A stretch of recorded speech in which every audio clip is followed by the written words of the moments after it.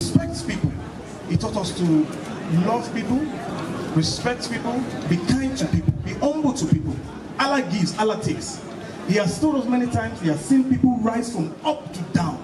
He has seen people from down go up.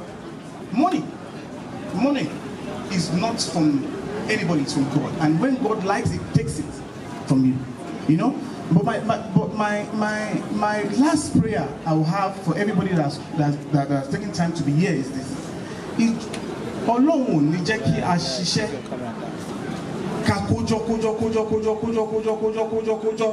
kó wá di àsìkò tá a fẹ́ jẹ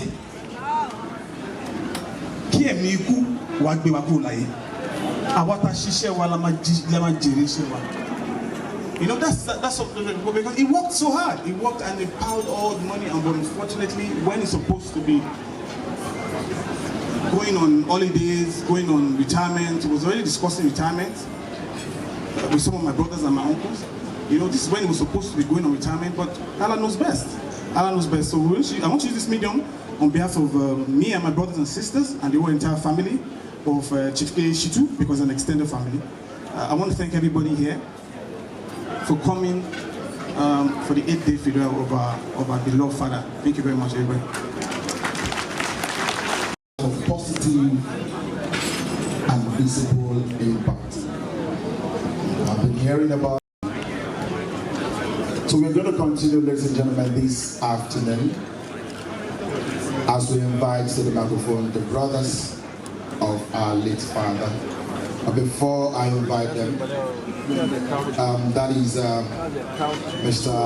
Emeka Okonkwo, and of course, standing close to Mr. Kingsley Okonkwo, Kingsley and Imani will celebrate you. Mr. Cecilia Amon will celebrate. Mutimo Baba LANRE SHITTU, that's 1982.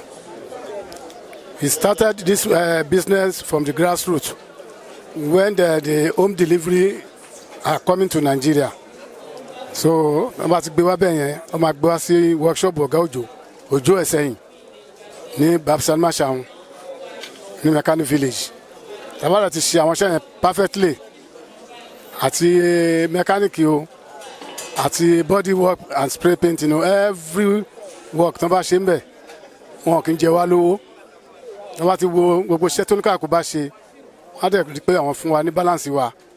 So nígbà tí wọ́n dẹ̀ ti gbòòrò sí báyìí pẹ̀lú iṣẹ́ yìí a dúpẹ́ lọ́dọ̀ Ọlọ́run pé wọ́n fi lé ọmọ lọ́wọ́. Àwọn ọmọ tó dẹ̀ fi lé lọ́wọ́ náà bọ́lọ́run ṣe máa ń ṣiṣẹ́ wọn ò mọ̀ mí èmi ló mọ̀ wọ́n, but bí Ọlọ́run ṣe ṣiṣẹ́ èmi náà wà nínú àwọn tó tún ṣì ń supply nínú LANRE SHITTU Motors ní Oshodi Expressway, Apapa Oshodi Expressway up to today. So I thank God for him. I wish him Al-Jannah Firdaus. Thank you. God will be with you all. God will be with the children. God will be with his friends. And I want to say something about his friends. Please don't leave these children. Please don't never leave them. Continue to advise them.